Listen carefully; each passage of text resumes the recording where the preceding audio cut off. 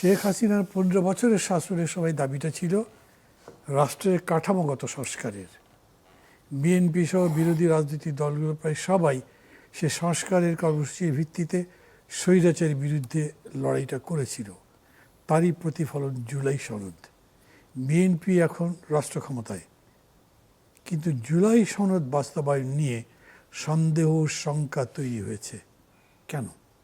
এখানে আপনার প্রশ্নের উত্তর দেওয়ার আগে যারা প্রশ্নগুলো করছে বিএনপিকে, তাদের কাছে প্রশ্নটা আপনার মাধ্যমে জানতে চায় বা করতে চায় যে জুলাই সনদ যখন স্বাক্ষর করার কথা হয়েছিল, সবচেয়ে বেশি আগ্রহ দেখিয়েছিল এনসিপি এবং জামাত। কিন্তু যেদিন জুলাই সনদ স্বাক্ষর হবে তার আগদিন জামাত ও এনসিপি বললো আমরা স্বাক্ষর করবো না। পরের দিন জামাত যখন ওই স্বাক্ষর করার আসার সিদ্ধান্ত নিল, তাহলে এনসিপি বলল জামাত আমাদের সাথে বিশ্বাসঘাতকতা করেছে, আমরা জুলাই সনদ স্বাক্ষর করবো না। তারা চলে গেল কক্সবাজার।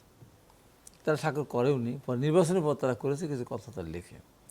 তাহলে এই যে তারা তালবাহানা করলো, জুলাই সনদে কী ছিল? জুলাই সনদে একটাই ছিল যে কম করে 5% মেয়েদেরকে নমিনেশন দিতে হবে, নারী সংসদ সদস্য নারীদেরকে দিতে হবে। বিএনপি 5% দিতে পারে নাই, জামাত 1%ও দেয় না। কারণ 100 ভাগ এখানে জুলাই সনদের সাথে প্রতারণা করলো স্বাক্ষর করার পর। দ্বিতীয়ত, যারা বিরোধী দলে থাকবে তারা ডেপুটি স্পিকার নেবে, সরকারের পক্ষ থেকে তাদেরকে অফার করা হলো, এটাও নিল না। এখানে 100% তারা প্রতারণা করলো বা জেলা সনদকে অবজ্ঞা করলো। এখন বিএনপি, যিনি সর্বোচ্চ নেতা, দলের চেয়ারম্যান, প্রধানমন্ত্রী, উনি পরিষ্কারভাবে বলছেন আমরা জুলাই সনদের প্রতিটা অক্ষর বাস্তবায়ন করব, প্রতিটা অক্ষর বাস্তবায়ন করব না। তো এখন কিছু কর্মকাণ্ড শুরু করেছে, কিন্তু যেভাবে হয়তো আছে ওইভাবে না হলেও সব কিছু মিলে আমরা যেটা বলতে চাচ্ছি সেটা হলো যে দেশের মানুষের স্বার্থে, দেশের মানুষের ভালোর জন্য, দেশের গণতান্ত্রিক অবস্থান অব্যাহত রাখার জন্য এবং দেশকে সামনে এগিয়ে নিয়ে যাওয়ার জন্য যে কাজগুলি আগে করার দরকার সেই কাজগুলি আমার মনে হয় যে সরকার শুরু করেছে ইতিমধ্যে। এর ভিতরে যে আমাদের প্রথম যে জিনিসটাকে আমরা নিয়ে গর্বের সঙ্গে বলতে পারি বা সরকারকে সহায়তা করার কথা বা সাপোর্ট আমরা দিতে পারি, এই বলে যে আমরা দীর্ঘদিন যাবৎ বর্ষার সময় আমরা ডুবে মরি, আর এই সময় শুষ্ক মৌসুমে আমাদেরকে মরুভূমি বানিয়ে দেয়। আমার বাড়ি পদ্মা নদীর পাশে, পাকশির উপর শাহপুর।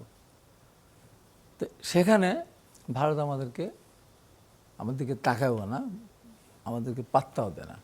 আমাদের সরকার প্রধান বা সরকারের নেতৃত্বে বললো যে আমরা পদ্মা ব্যারেজ করবো, এটা সাহসী পদক্ষেপ। তিস্তাতে একই অবস্থা, শুষ্ক মৌসুমে ডুবিয়ে দেয়, মরুভূমি বানিয়ে দেয়, ডুবিয়ে দেয়। আমরা সেখানে তিস্তা ব্যারেজ করবো। বড় জুলাই সনদ আমি বাস্তবায়ন করবো আমি তো বলেছি, কিন্তু আমার এটার মধ্যে কি ছিল, জুলাই সনদে ছিল যে আমি এইরকমভাবে সাহসী পদক্ষেপ নিয়েছে। এদিকে কিন্তু তাকাচ্ছে না তারা, যারা সমালোচনা করতেছে। অর্থাৎ দুইটা তারা একেবারে টোটালি তারা ইগনোর করেছে বা অবজ্ঞা করেছে। এই যে আমাদের দেশের মানুষের স্বার্থে 10,000 টাকা কিছু সুদ সব মাফ করেছে, কারো 10,000 টাকা ঋণ, কারো 20,000 25,000 টাকা হয়ে গিয়েছে, সব মাফ করে দিয়েছে। তারপর সরকার যে কতগুলো পদক্ষেপ তারা নিয়েছে দেশটাকে সামনে এগিয়ে নিয়ে যাওয়ার জন্য, সাধারণ মানুষের জীবনটাকে কিছুটা স্বস্তিদায়ক করার জন্য। এই যে আপনার ফ্যামিলি কার্ড বলেন, আপনার কৃষি কার্ড বলেন, আপনার হেলথ কার্ড বলেন। আমি অন্তত খুশি এখানে, আমার বয়স 65 বছর, 72 বছর। আমাদের বিনা পয়সা ট্রেনে যাওয়ার ব্যবস্থা করেছেন, মেট্রো রেলের 25% ছাড় দিয়েছেন।